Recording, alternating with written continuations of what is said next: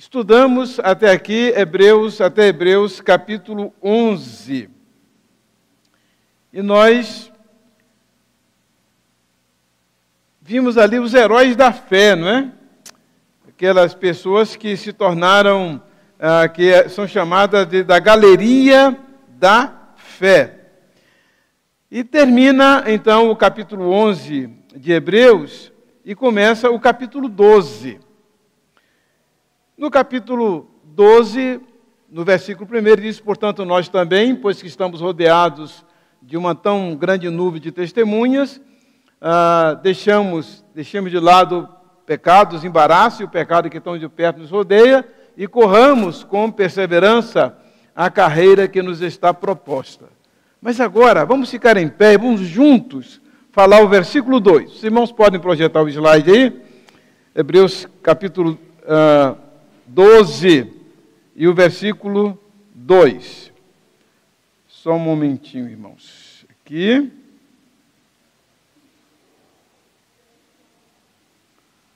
Só um momentinho que meu arquivo não está abrindo aqui.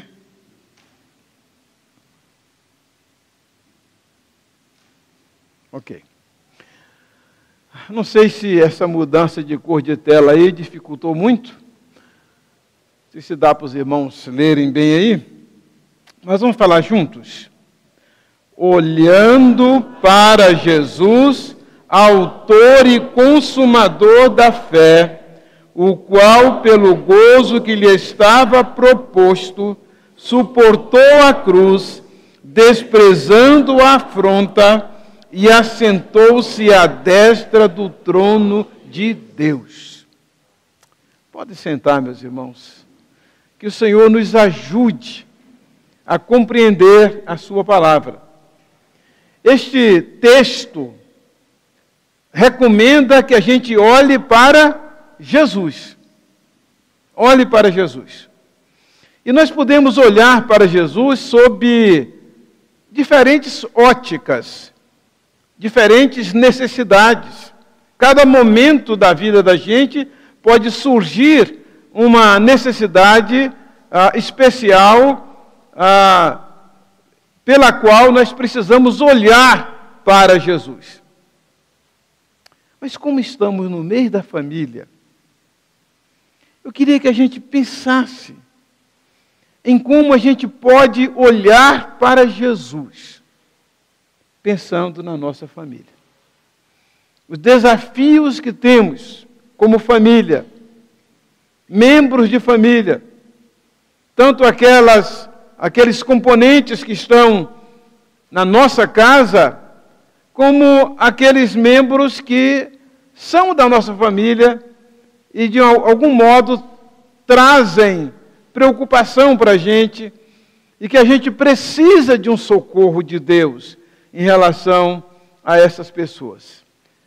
E eu acredito que talvez haja aqui alguém que não precise de olhar para Jesus. Eu acho muito difícil, mas os tempos que estamos vivendo e as implicações a que as nossas famílias têm sido submetidas, envolvidas, nós realmente estamos precisando de olhar para Jesus de modo especial, em relação à nossa família.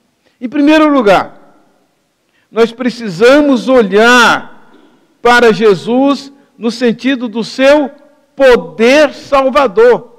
Olhar para o poder salvador de Jesus.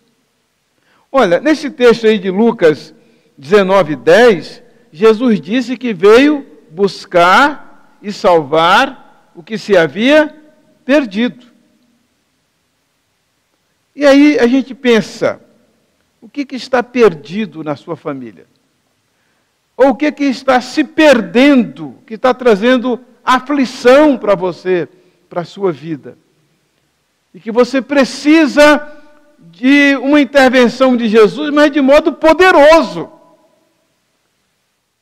Por isso que eu coloquei que precisamos olhar para o poder salvador de Jesus. Como é que Ele nos pode salvar? E é muito interessante que em diversos momentos da Bíblia, Deus convida o povo a olhar para Ele, para que tenha salvação. Em Isaías 45, 22, por exemplo, Deus diz através do profeta Isaías: olhai para mim e sereis salvos, vós todos os termos da terra. Quando Deus diz isso, vós todos, significa o quê? Que nós estamos incluídos nisto. Deus está nos convidando a olhar para Ele. Por isso que o escritor da carta aos Hebreus diz, olhando para Jesus. E como é que podemos olhar para Jesus no sentido do poder dele? Quando Jesus ressuscitou, o que foi que ele disse lá em Mateus 22, 28, 18?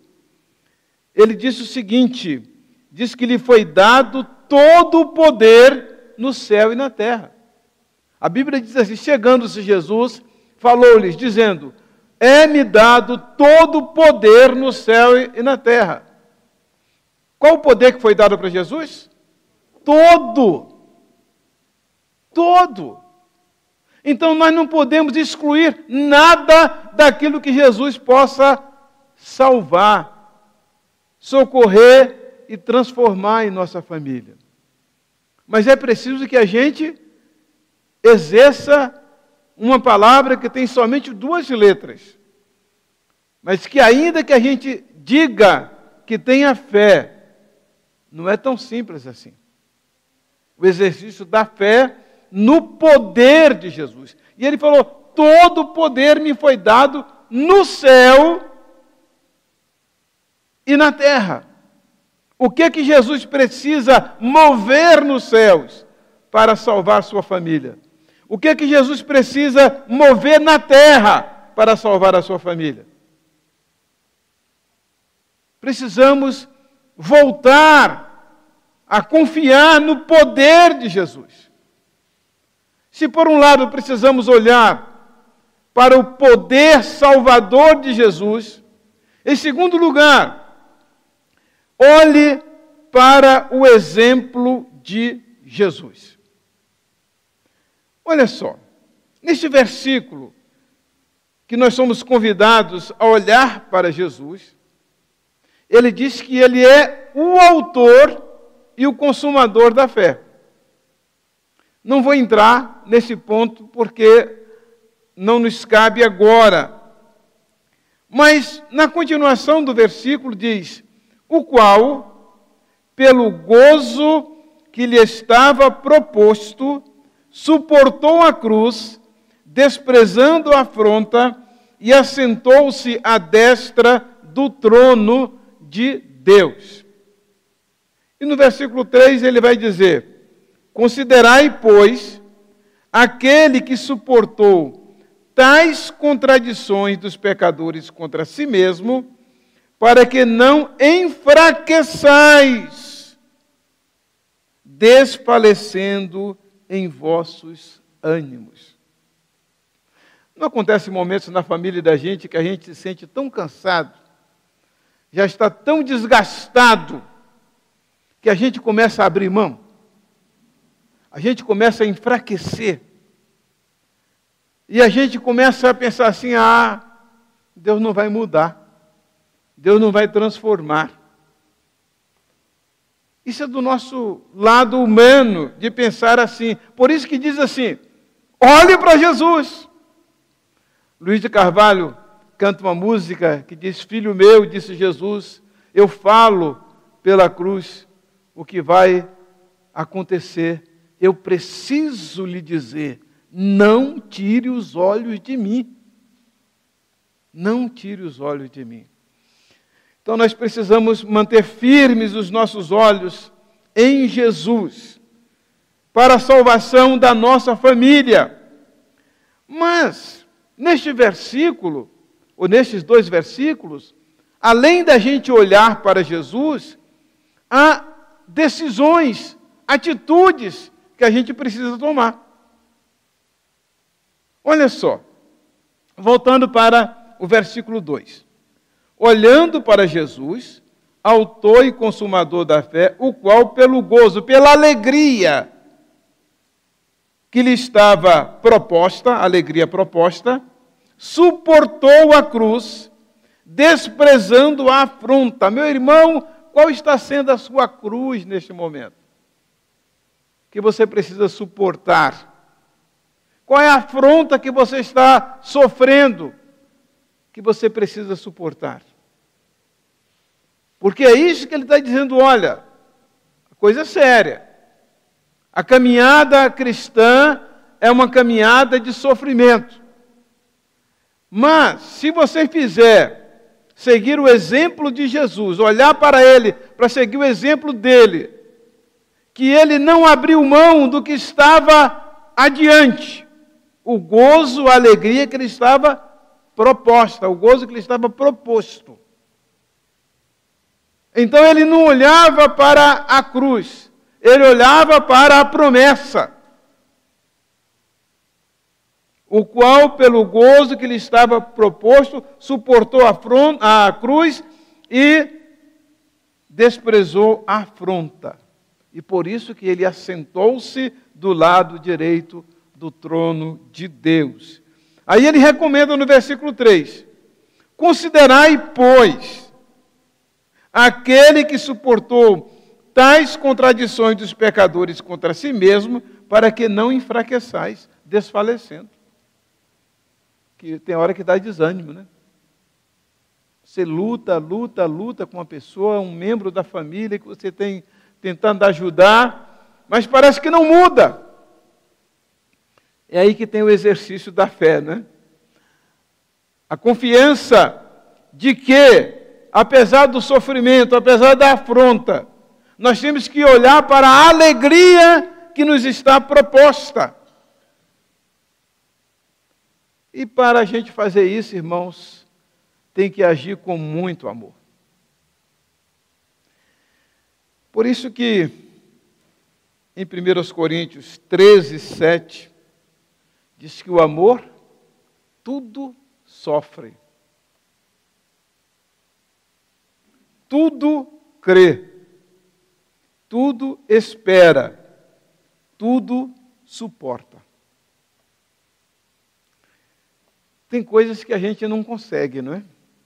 Se torna difícil para a gente como ser humano, circunstâncias, situações. Eu ouço cada história nos aconselhamentos que a gente faz, nas pessoas que procuram a gente, o sofrimento, as injustiças que tantas pessoas sofrem em casa, no trabalho, na vizinhança. E Paulo está dizendo que quem de fato amar, porque aqui é quem amar, tudo sofre, tudo crê, tudo espera, tudo suporta. E o princípiozinho do versículo 8 diz, o amor jamais acaba. Outras versões dizem, o amor nunca falha. Agora, de que amor ele está falando aí? Não é aquele amor de amizade, não é o amor entre um marido e uma mulher, não é o amor entre um amigo e outro. Está falando do amor ágape. O que é o amor ágape? É aquele que a gente sofre, a gente doa, sem esperar nada em troca. Porque normalmente quando a gente doa alguma coisa, a gente está esperando um retorno, né? Todos nós esperamos um retorno. Mas a palavra de Deus diz, recomenda, que nós precisamos amar com esse amor ágape, que é o mesmo amor com que Jesus nos amou. É o amor sacrificial. Por isso que, quando Paulo escreve aos crentes de Éfeso, em Efésios 5, 25, ele vai dizer, marido, ame a sua esposa, assim como Cristo amou a igreja e deu a sua vida por ela.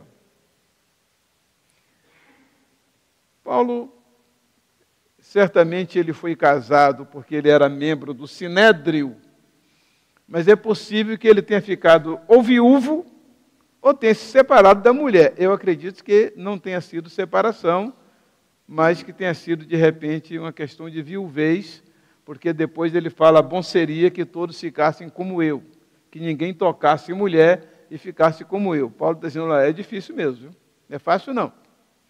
Agora, se você quer viver com ela, ou você quer viver com ele, você vai precisar exercitar o amor ágape. Se você não pode exercitar o amor ágape, então você não pode continuar.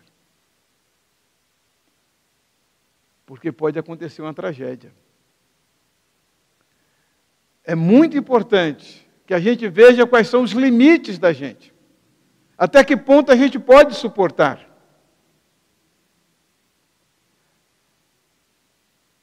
E aqui, nesse texto de 1 Coríntios 5, 25, Efésios 5, 25, Paulo está recomendando aos maridos. E parece que não tem nenhuma recomendação para a esposa. Mas lá em Tito, capítulo 2, versículo 4, 2:4, vai mostrar que a mulher deve amar o marido. Aí ficou 24, mas é Tito 2:4. Depois vocês corrijam lá. E em Efésios 6, 2 e 3, vai mandar o quê? Os filhos honrarem os pais. Continuando, vai mandar os patrões terem cuidado, não serem carrascos dos seus empregados. Então a gente vai vendo que há uma abrangência muito grande do nosso trato como cristão, para com aqueles que vivem debaixo do nosso teto, mas também para com aqueles que vivem onde, com quem nos relacionamos, ou alguém que está ligado à nossa família. No trabalho também, porque fala de patrões e empregados e patrões, continuando lá no capítulo 6 da carta aos Efésios. Então está aí, irmãos, um grande desafio na vida da gente. Porque ele disse que o amor nunca falha. E foi com esse amor que Jesus nos amou. E é esse o amor que nós precisamos exercitar. Se você não consegue exercitar esse amor, você precisa tomar uma outra decisão na sua vida.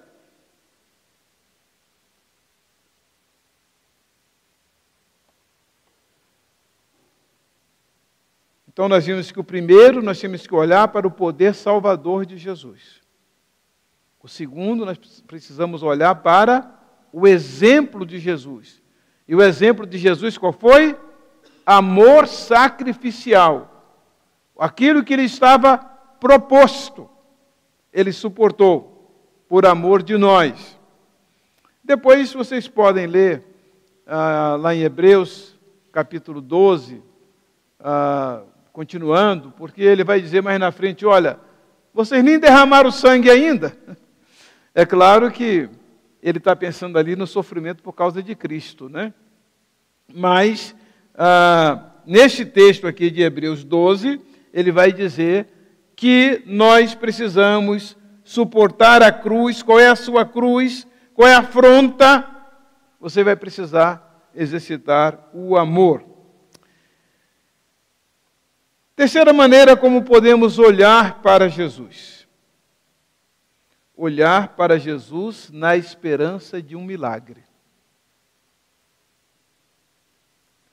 Esse texto de João, capítulo 2, versículo 11, diz que Jesus principiou assim os seus sinais em Caná da Galileia e manifestou a sua glória, e os seus discípulos creram nele. Onde foi que Jesus manifestou? Numa festa de casamento. Vocês sabem da história. Depois, se vocês podem ler lá em João capítulo 2, e houve uma festa de casamento em Caná da Galileia, e Jesus e seus discípulos foram convidados. E acabando o vinho, disse Maria, não tem vinho, acabou o vinho. E ele disse, mulher, que tenho eu contigo? Ainda não é chegada a minha hora. E ela diz, fazei quanto ele vos disser.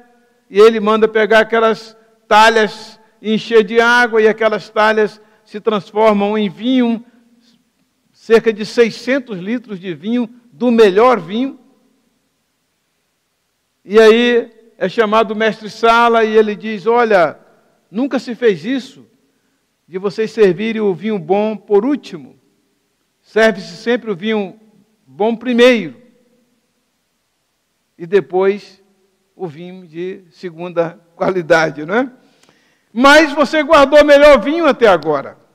Aí João vai dizer, no versículo 11, Jesus principiou assim os seus sinais em Caná da Galileia e manifestou a sua glória, e os seus discípulos creram nele. Qual foi a diferença ali? Jesus ter sido convidado. Pode ler. E Jesus foi convidado juntamente com seus discípulos. Precisamos, irmãos, ver onde é que está Jesus no nosso casamento, na nossa família. Ele realmente foi convidado, ele tem tomado parte. Quando você se casou, você recebeu a bênção de Jesus sobre o seu casamento? Quando você foi ter o seu primeiro filho, você pediu a bênção de Jesus sobre ele, sobre sua família? Se você pediu, então você pode esperar e suplicar que, assim como Jesus operou um milagre ali em Caná da Galileia, que Ele opera um milagre também na sua família. Crer que Ele pode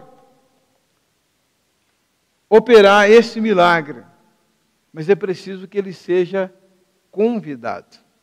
Jesus não força a nossa casa, ele não viola a nossa liberdade de escolha. Ele espera que a gente o convide e que ele possa realizar um milagre na nossa família, no nosso casamento. Então vamos recordar aqui. Primeiro, nós precisamos crer no poder de Jesus, poder salvador. Segundo, tem a nossa parte.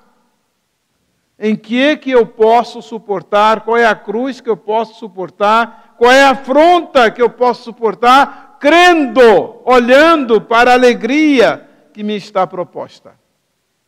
E terceiro, onde é que eu preciso de um milagre na minha vida, na minha família, para que o Senhor intervenha?